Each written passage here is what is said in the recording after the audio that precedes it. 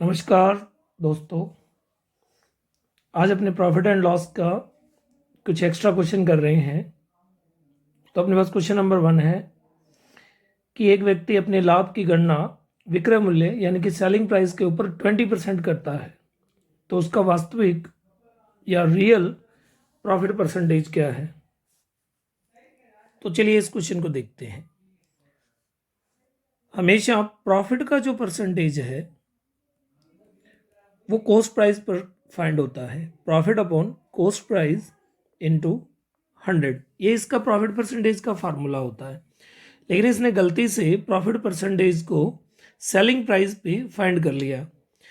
इसे करने के दो तरीके हैं। पहला कि अगर मैं इसे फ्रैक्शन से करवाना चाहूँ तो 20% की फ्रैक्शन वैल्यू है 1/5, तो मेरे पास में सेलिंग प्राइस आ गया 5 और इस पे प्रॉफिट आ गया 1। तो मेरे पास में कॉस्ट प्राइस का फार्मूला बन जाता है सेलिंग प्राइस माइनस प्रॉफिट, यानी कि अगर 5 यूनिट मेरा सेलिंग प्राइस है तो 1 यूनिट प्रॉफिट है, तो मेरा कॉस्ट प्राइस आ गया 4। अब जैसे ही मैं प्रॉफिट परसेंटेज का फार्मूला लगाता हूँ कि प्रॉफिट 1 यूनिट, कॉस्ट प्राइस मेरा 4 यूनिट और इनटू 100, तो मेरे पास में आंसर आ गया 25%। एंड सेकंड इसका फार्मूला बन जाएगा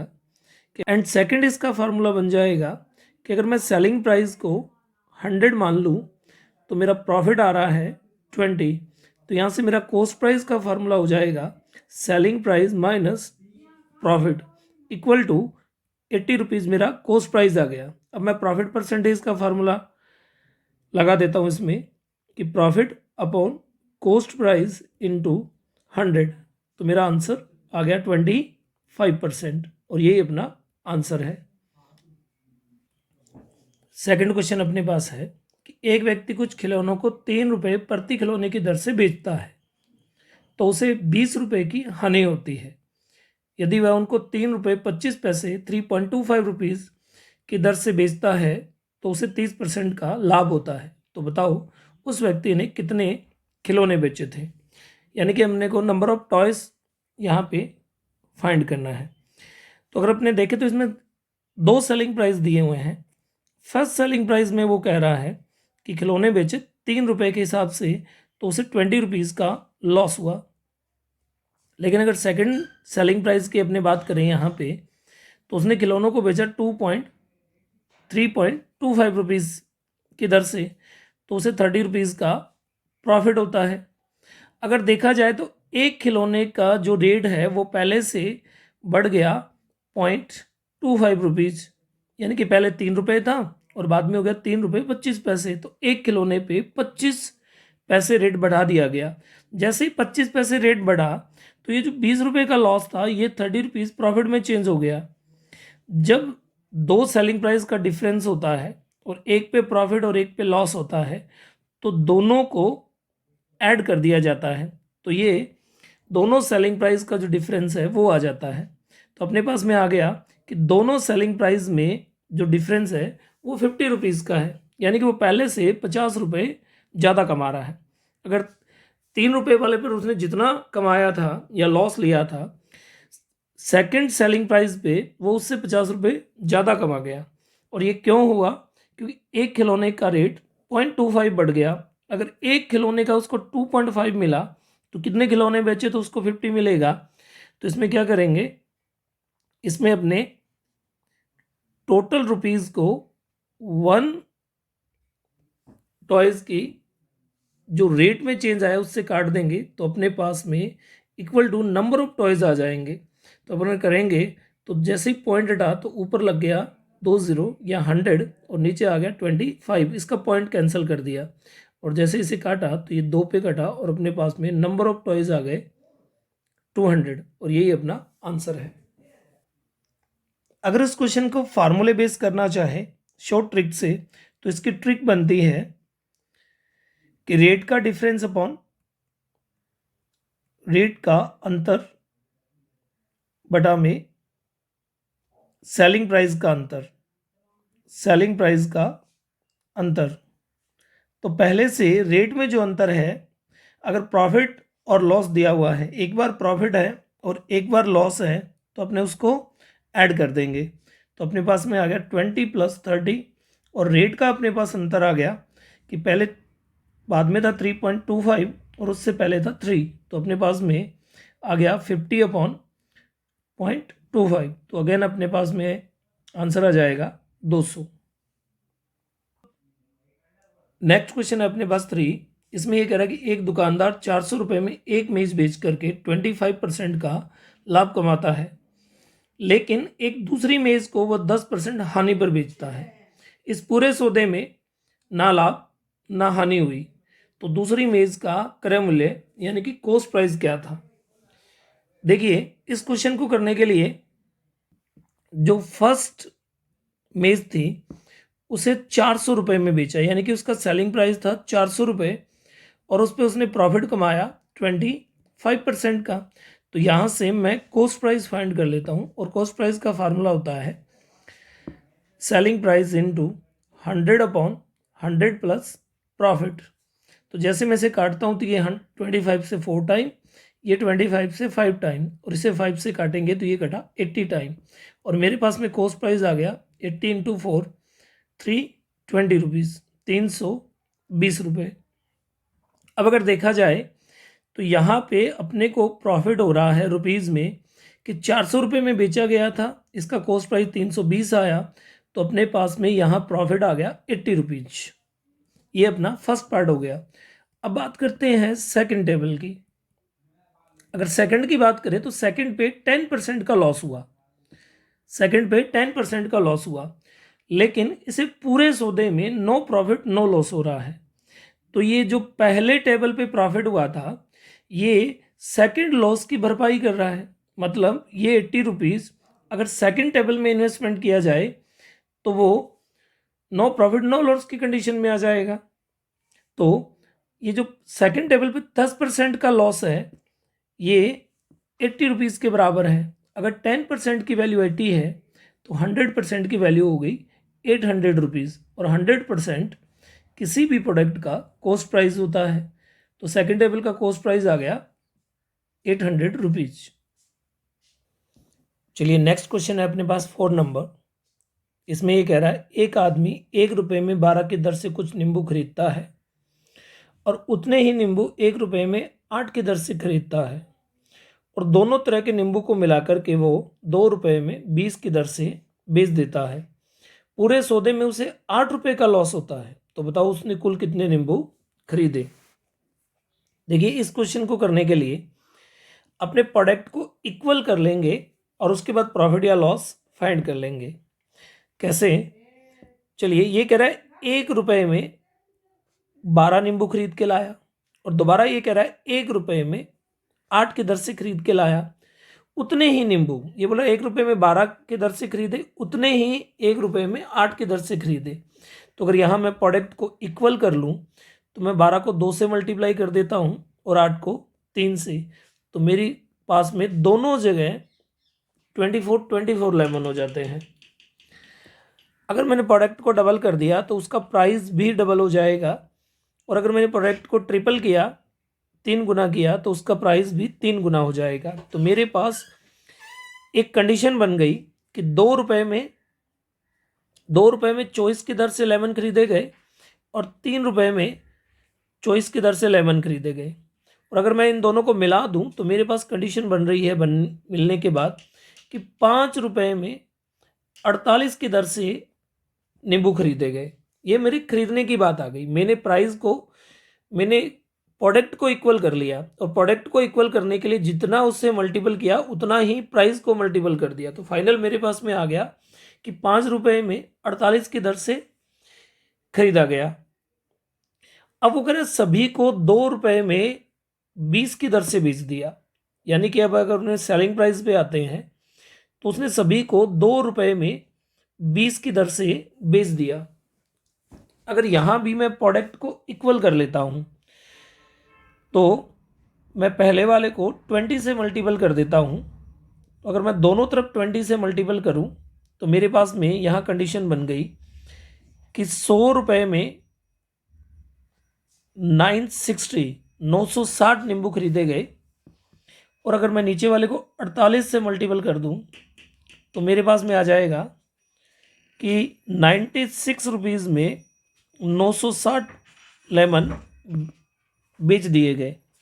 जितना प्रोडक्ट खरीदा गया उतना ही प्रोडक्ट सेल कर दिया गया, लेकिन खरीदा गया 100 रुपये में और बेचा गया 96 रुपीज़ में। तो अगर अपने देखें, जितने खरीदे थे उतने बेचने, जितने खरीदे उतने बेचे, और इस पूरे सौदे में अपने पास में निकल के आया 4 रुपये का लॉस। तो अगर अपने अब देखें तो 4 रुपये का लॉस हो रहा है 960 नींबू बेचने पर। लेकिन रियल में अगर अपने क्वेश्चन पे जाएं तो क्वेश्चन में लॉस जो है वो 8 रुपये का है। तो अगर मैं 4 को डबल करता हूँ तो ये हो जाएगा 8 रुपये का लॉस। और 8 रुपये का लॉस कितने पे होगा? अगर मैंने 4 को डबल किया तो उसकी क्वांटिटी, उसकी वैल्यू भी डबल होगी। तो मेरे पास आ गया 1920। यानी कि 4 रुपये का लॉस होता है 960 लेमन बेचने पे, तो 8 रुपये का लॉस हो रहा है 920 नींबू बेचने पर। और यही क्वेश्चन कह रहा है कि जो लॉस हुआ वो 8 रुपये का हुआ। तो अपना आंसर है 1920 लेमन्स, 1920 नींबू खरीद करके बेचे गए। चलिए नेक्स्ट क्वेश्चन है अपने पास 5 नंबर। ये कह रहा है एक आदमी को एक टी शर्ट को 192 रुपीज़ में 192 रुपये में बेचने पर 20% का लॉस होता है, हानि हुई। यदि उसे 252 रुपये 252 में सोल्ड किया जाए, बेचा जाता, तो उसे कितने % का लाभ या हानि होती? तो इस क्वेश्चन को करने के लिए अपने रेशो का रूल लगा देते हैं। तो मैं यहाँ पे ये कर देता हूँ कि मेरे पास में selling price first upon 100 plus profit है या minus loss equal to selling price second upon 100 plus profit या माइनस लॉस। और यहाँ पे जो प्रॉफिट या लॉस आएगा वो मेरा परसेंटेज में आएगा डायरेक्ट। 100 माइनस होगा, 100 से कम होगा तो वो लॉस होगा, और 100 प्लस होगा तो वो मेरा प्रॉफिट होगा। अगर इस क्वेश्चन को करें तो मेरे पास में पहला सेलिंग प्राइस है 192 और उस पर हो रहा है 20% का लॉस। तो मैं उसे माइनस कर दूंगा 100 में से, तो बचा 80 और equal to selling price second है मेरा 152 और यहाँ मेरे पास में प्रॉफिट या लॉस नहीं दिया हुआ, वो फाइंड करना है। तो अगर मैं इसे काटता हूँ तो ये 16 के टेबल पे कट गया 12 से, और ये 16 के टेबल पे कट गया 5 से, आमने सामने डिवाइड हो जाते हैं। तो ये 12 के टेबल से कट गया 252 21 पे। जैसे ही मैं इसे क्रॉस करता हूँ तो क्वेश्चन मार्क इक्वल टू मेरे पास में आ रहा है 21 इंटू 5 यानी कि 105। अब हमने देखें तो ये 100 से 5 ज़्यादा है, 100 से 5 ज़्यादा है तो मेरा आंसर आ गया 5% प्रॉफिट। इसी तरह नेक्स्ट क्वेश्चन है अपने पास 6। ये कह रहा है एक दुकानदार एक वस्तु को 10% हानि पर बेचता है, लॉस पर। ये कह रहा है यदि विक्रय मूल्य को पहले की अपेक्षा 4/3 कर दिया जाए, यानी कि सेलिंग प्राइस पहले का 4/3 टाइम्स कर दिया जाए, तो कितना लाभ % होगा? इसे भी अपने रेशो से कर लेते हैं। मैं ऐसा कर लेता हूँ कि सेलिंग प्राइस फर्स्ट और सेलिंग प्राइस सेकंड का रेशो मान लेता हूँ 3:4, कि पहले सेलिंग प्राइस 3 था, अब सेलिंग प्राइस 4 हो गया। तो अपने इसमें रूल लगा देते हैं पहले वाला कि selling price first upon 100 plus minus profit loss equal to selling price second upon 100 plus minus profit loss. तो मेरे पास में सेलिंग प्राइस फर्स्ट है 3 और इस पे लॉस हो रहा है, तो मैं इसके नीचे लिख देता हूँ 100 माइनस करके equal to selling price 4, second है मेरे पास में 4 और इसका मेरे को प्रॉफिट या लॉस फाइंड करना है। अब जैसे अपने इसे करते हैं तो ये 3 से कट गया 30 पे, और क्रॉस मल्टीप्लाई करने पर मेरे पास में आ गया 4 इंटू 30 इक्वल टू 120, और ये 100 से 20 एक्स्ट्रा है। तो मैंने पिछले क्वेश्चन में जैसे बताया था कि 100 कम होगा तो लॉस होगा और 100 से जितना एक्स्ट्रा होगा वो अपना प्रॉफिट होगा। तो इस क्वेश्चन में अपना आंसर आ गया 20% प्रॉफिट। चलिए नेक्स्ट क्वेश्चन पर चलते हैं। अपने पास क्वेश्चन नंबर 7 है। 7 में ये कह रहा है एक व्यक्ति 3 रुपये में 5 की दर से नींबू को खरीद कर 6 रुपये में 8 की दर से सभी नींबू को बेच देता है।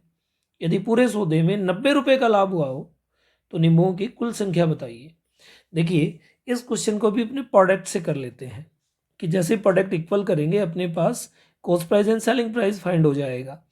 तो इसमें ये स्टेटमेंट कर रहा है, ये कह रहा है 3 रुपये में 5 की दर से खरीदे गए, यानी कि 3 रुपये में 5 नींबू खरीदे गए और सभी नींबू को 6 रुपये में 8 की दर से बेच दिया गया। 6 रुपये में 8 की दर से अगर मैं इनको काट लूँ और इनको 2 से डिवाइड करता हूँ तो मेरे पास एक नई कैटेगरी आ जाती है कि 3 रुपये में 4 की दर से खरीदे गए। तो यहाँ अपने पास आ गया 3 रुपये में 4 की दर से खरीदे गए। चाहे तो आप इन्हें डबल कर लो, सेम रख लो, 6 रुपये में 8 की दर।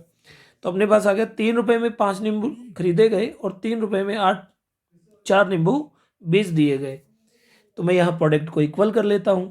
तो प्रोडक्ट को इक्वल करने के लिए मैं 5 को 4 से मल्टीपल कर देता हूँ और 4 को 5 से मल्टीपल कर देता हूँ। अगर मैंने प्रोडक्ट को 4 टाइम और 5 टाइम किया है तो उसकी वैल्यू भी 4 टाइम और 5 टाइम हो जाएगी। तो मेरे पास में यहाँ एक नई स्टेटमेंट बन गई कि 12 रुपये में 20 खरीदे गए और 15 रुपये में 20 बेच दिए गए। तो अगर अपने पूरे सौदे को देखें तो 3 रुपये का प्रॉफिट निकल के आ रहा है। क्लियर कि 12 में 20 खरीदे, 15 में 20 बेच दिए, यानी कि जितना प्रोडक्ट खरीदा उतना प्रोडक्ट बेच दिया। अब अगर अपने इसको नेक्स्ट पे करते हैं तो मेरे पास एक सिंपल सी लाइन बन रही है कि 3 रुपये में 3 रुपये का प्रॉफिट होता है 20 नींबू बेचने पर। तो अपने टोटल 90 रुपये का प्रॉफिट हुआ है। तो अगर मैं 3 को 30 से मल्टीपल करूं तो मेरे पास में आ जाएगा 90 रुपये। अगर मैंने प्रॉफिट 30 टाइम्स 30 गुना बढ़ा दिया तो उसकी वैल्यू भी, उसका प्रोडक्ट भी 30 गुना बढ़ जाएगा। तो मैंने 20 को भी 30 से मल्टीपल किया तो मेरे पास में नंबर ऑफ लेमन्स आ गए 600। तो 90 रुपये का प्रॉफिट होता है 600 नींबुओं को खरीदने और बेचने में। अगर आपको वीडियो पसंद आ रही है तो लाइक कीजिए, शेयर कीजिए एंड सब्सक्राइब कीजिए। चलिए नेक्स्ट क्वेश्चन पे चलते हैं। चलिए नेक्स्ट क्वेश्चन पे आते हैं। नेक्स्ट 8 नंबर क्वेश्चन में ये कह रहा है, राजा 14 रुपये में 5 की दर से कुछ संतरे खरीदता है और सभी को 30 रुपये प्रति दर्जन के हिसाब से बेच देता है। यदि पूरे व्यापार में उसे 60 रुपये की हानि होती है तो संतरों की कुल संख्या ज्ञात करो। चलिए, राजा 14 रुपये में 5 की दर से संतरे खरीद रहा है, तो यानी कि अपने पास में है कि 14 रुपये में उसने 5 संतरे खरीदे और 30 रुपये में उसने 1 डजन, पर डजन के हिसाब से बेचा है तो 1 डजन में 12 संतरे होते हैं, उसने 12 बेचे। 14 रुपये में 5 खरीद रहा है, 30 रुपये में 12 बेच रहा है। अब अगर मैं प्रोडक्ट को इक्वल कर लूँ तो मैंने पहले को 12 से मल्टीपल किया एंड सेकंड वाले को 5 से। तो अगर मैंने क्वांटिटी को मैंने 12 और 5 से मल्टीपल किया तो उनकी वैल्यू को भी 12 और 5 से मल्टीपल करना पड़ेगा। तो मेरे पास में निकल के आया कि 14 का 12 मल्टीपल 28, 168, 168 रुपये, यानी कि उसने 168 रुपये में 60 संतरे खरीदे हैं और 150 रुपये में 60 संतरे बेच दिए।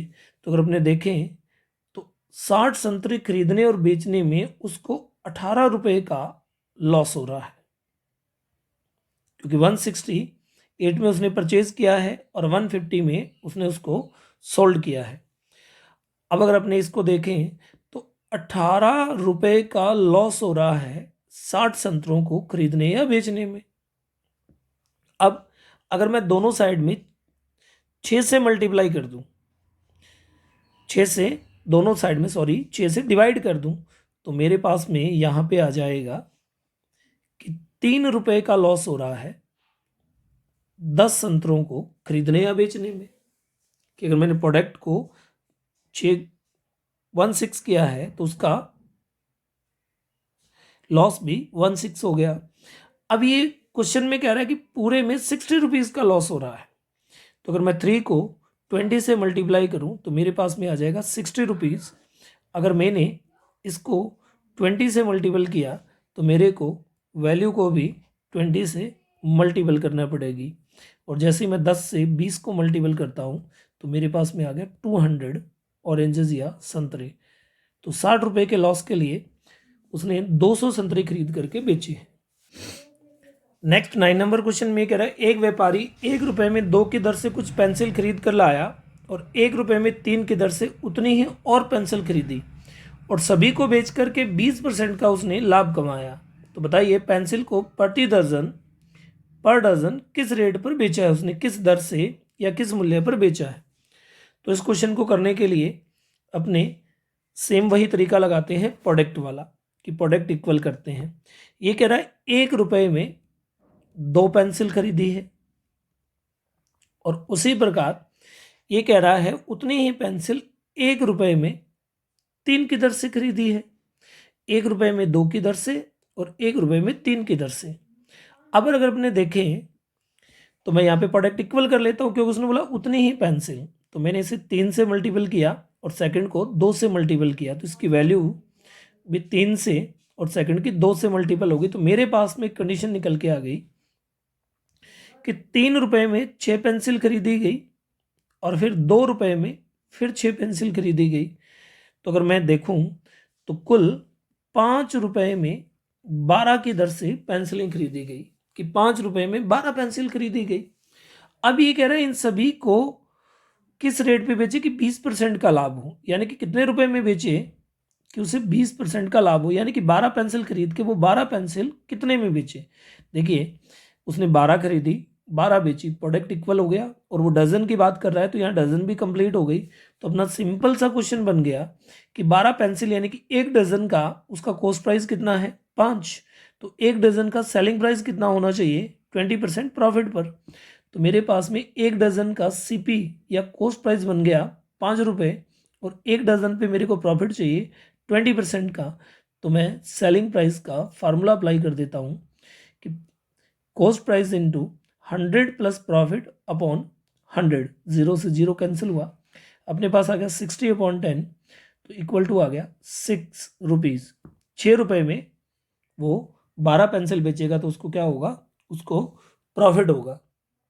दूसरा अगर अपने ये देखें मैं इसको परसेंटेज को फ्रैक्शन में बदल के करता हूँ तो मेरे पास में आता है कि 20% की जो वैल्यू है वो आ रही है 1/5, यानी कि अगर सीपी 5 रुपये है तो उस पर प्रॉफिट होना चाहिए 1, यानी कि सेलिंग प्राइस 6 होना चाहिए और कॉस्ट प्राइस 5 होना चाहिए 20% के प्रॉफिट पर एक डजन के लिए या जैसे भी।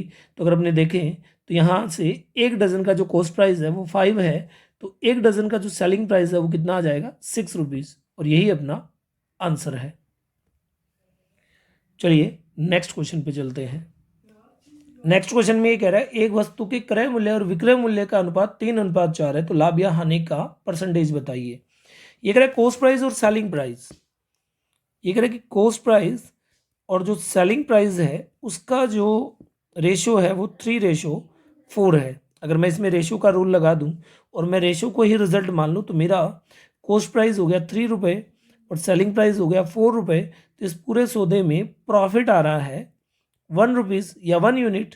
तो अपने प्रॉफिट परसेंटेज का फार्मूला लगा देते हैं, profit upon cost price into 100, तो 100/3 और जब इसे काटेंगे तो अपना आंसर आ जाएगा 33, 1/3% प्रॉफिट।